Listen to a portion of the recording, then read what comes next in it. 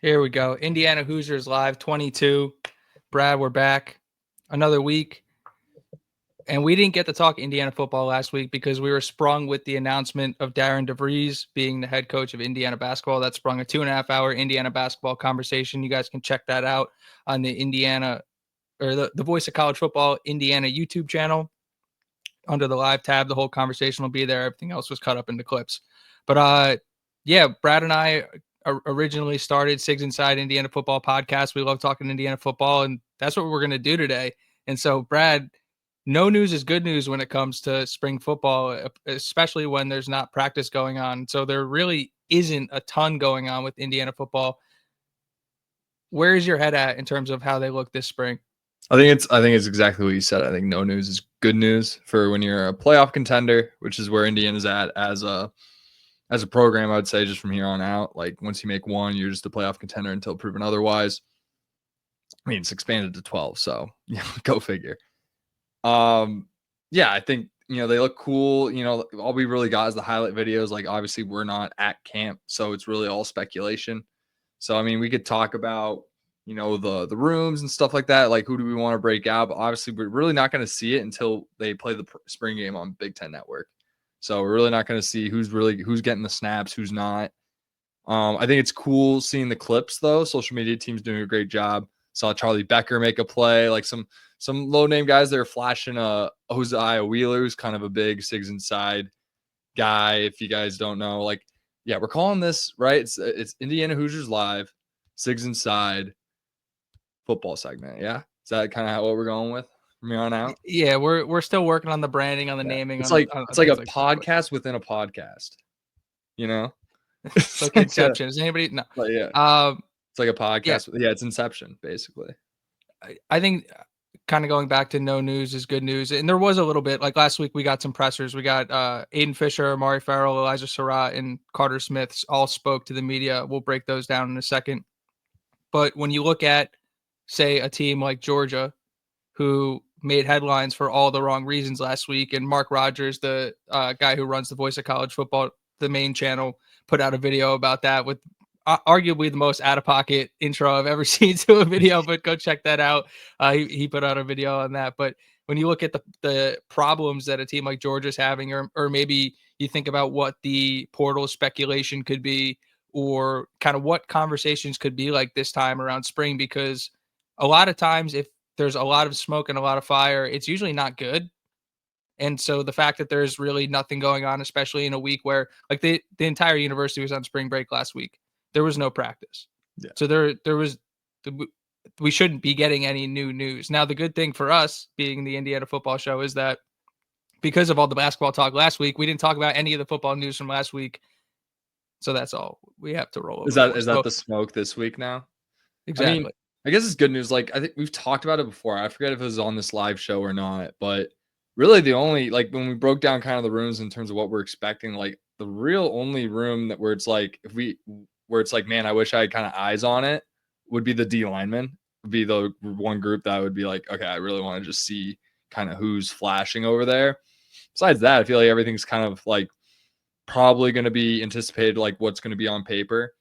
Basically, it feels like all the holes have been filled. Might not be too much action. I think if there's a ton of action in any of those rooms post spring via the portal, I think we'd all be very surprised. And maybe the DBs might have some more momentum just because they keep surprising us with what those guys are doing over there. But I mean, there's really, I'm excited to hear what the smoke is really, and just kind of. Well, I'm glad. It's kind of interesting to hear you mention the defensive line room, because in my mind, my entire focus this spring is on the one room that is like the tried and true battle. Like there is it, whether it's an open competition, closed competition, whatever you want to call it. The cornerback 2 is up for grabs, and there's another spot in the secondary, one or two of those safety spots that are probably up for grabs too. The only reason why I don't want to interrupt you, but the only reason why I kind of mentioned that was like they're all going to kind of get tick, so it's like who's starting, who's not. It changed throughout last year, and it might change throughout the course of next year as well. So go on. Sorry. No, I was gonna say that leads us into Aiden Fisher's press conference because the first question he was asked, or one of the first few he was asked, was kind of who's standing out in terms of the new Ooh, guys, and 3 guys he highlighted were Boykin, Knighton, and Gandy. Boykin, Knighton, and Gandy. Yeah, so we're previewing it as obviously Pons is going to start at the corner. Boykin's interesting that I brought up because that's a guy we're speculating, even though he's a little undersized, typically like based on what we saw Terry Jones and Amari Farrell play that rover spot. Devon Boykin's a nickel corner. So if he's flashing already, he kind of has an inside track with a Fisher endorsement to kind of get starting reps at the nickel or the corner or whatever you want to call it, which is really cool for him to highlight. And then obviously can't really take much from him mentioning both Knighton and Gandy. That might be a little bit on purpose. Yeah, I mean that's fair, but still, it is not when Yeah. you talk about standouts and you go right to the one room where it's like has the stiffest competition. It's like, yeah, Yeah. you want the 2 guys who are competing, probably like have the inside track to that job to be standing out early in camp. Yeah. But another thing that he said, and Carter Smith echoed this, and we'll get to Carter Smith's in a second, but he mentioned that the new class, the new guys coming in, had a little bit of an edge to them, that they were pretty cocky, and that it's gotten quote unquote like a little better over spring, but a lot of those guys came in like talking. Really? Did Yeah, you call which out I which like. ones?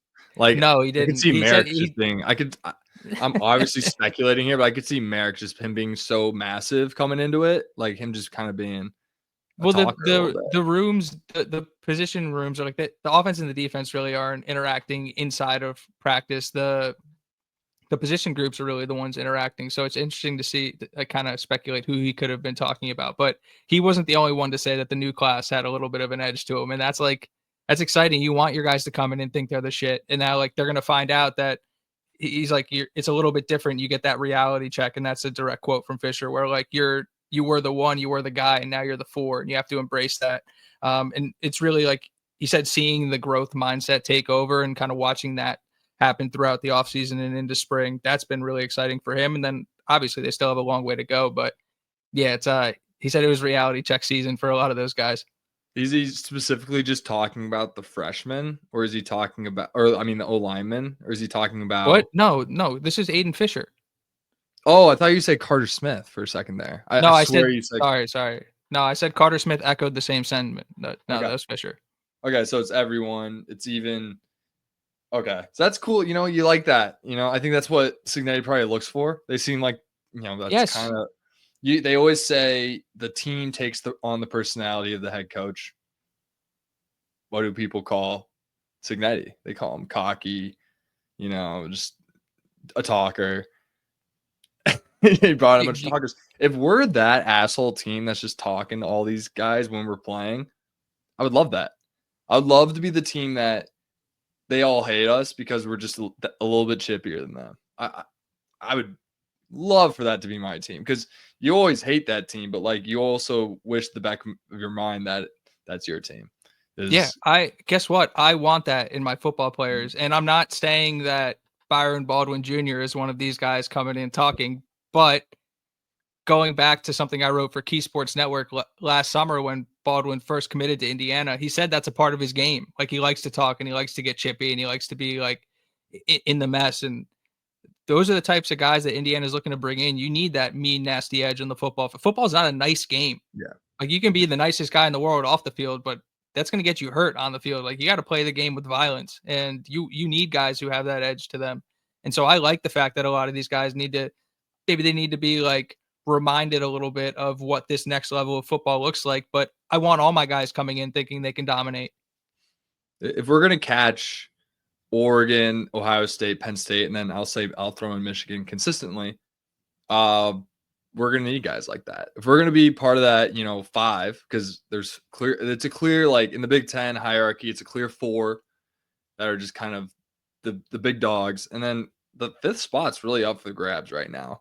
And if that could be Indiana, kind of move them a tier up into that group where it's like year in and year out, that's the 5 in the Big Ten you really got to watch out for over like an up and coming USC and things like that. Everyone's talking about USC's big time class. Like, yeah, they're 4 stars from What year the is it, West Brad? Coast. Yeah, I know exactly. Like we have these guys right now. I don't know. My point is, I don't think these just because you have the flashiest class doesn't mean you have the dogs, if that makes sense. And we've said this before, like, obviously you want to bring in as many stars as possible, but in a micro sense, the stars don't matter. So it really comes down to an individual basis. Like, are these guys going to step up?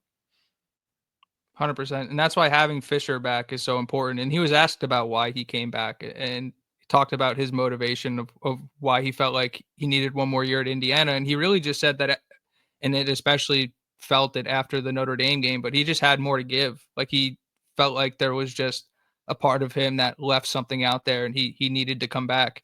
And it again, it's so important to have this guy in the room because he talked about like how that defense is always growing, that he's sitting in film sessions with Coach Haynes and they're looking at things that their opponents did or different teams did that they liked, that they didn't like, things that they did. And he's really like having a coach on the field. And it can't be understated the importance. So the fact that like, and I'm assuming Kamara probably felt the same way, that like these guys felt what that potential peak of college football could look like. And it got ripped away from them in harsh reality when they played Notre Dame.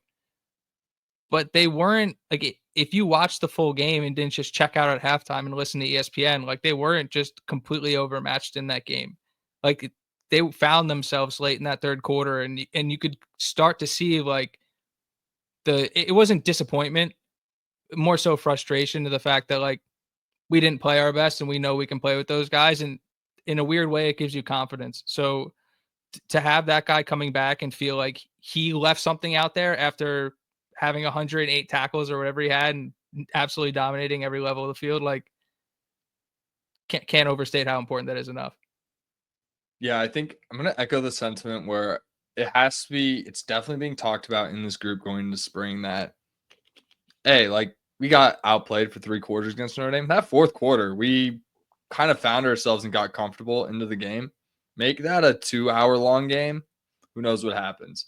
But they definitely have that mindset where it's like we can still hang with these guys. We're brought so much back, which they did. It's very similar to I always allude to that Penix Washington team that won 10 games, had no draft picks that year because everyone came back and they made a run to the national title game. Obviously, it's not the same level because we're losing guys like CJ West, but with the portal, you're able to kind of fill those spots faster. So bringing back 3 All-Americans in this era obviously is somewhat common with NIL money, but it's huge to just have that coming back all at once because a lot of times you'll have a couple All-Americans and one's a senior and they lose eligibility. But the fact that all 3 of our All-Americans came back, didn't really lose a guy besides CJ West on that defense that's going to be for a lock for the NFL draft. It's just a really good sign for what's to come because I really do believe our 5 best defensive players from last year are all back. If you want to throw Farrell and you could even argue who's the other DB? Yeah. Well, Jameer Johnson was supposed to be it, but yeah. I mean, the top 4 defensive players for Indiana all came back this year. Farrell, Pons, Fisher, and Kamara. And I mean, having that going into spring and built year 2 of the culture, year 2 jump, I mean, it's just extra motivation for these guys. I mean, they were talking about national championship last spring, and we all called them crazy. You don't think they're talking about national championship again going into spring? Like Aiden Fisher was at media day talking about playing 17 games. He's going to go back to media day this year, and he's going to talk about playing 17 games. That's what he's going to be talking about the whole time. So. Yeah, I like that you brought up Farrell because we're going to get to him next. But real quick to finish up the Fisher presser, they asked him like who. Obviously, you can't just replace Jalen Walker because he's just such a unique player with the speed and the ferociousness he plays with. But they asked him what's kind of the room looking like, and he highlighted Bones Jones and Roe Hardy and Paul Nelson as well. So kind of nothing out of the ordinary, but he did just say that they're really kind of looking internally as of now. And well, obviously that's not a coach saying it. They have pretty confident in that room and the ability to be able to go out and produce.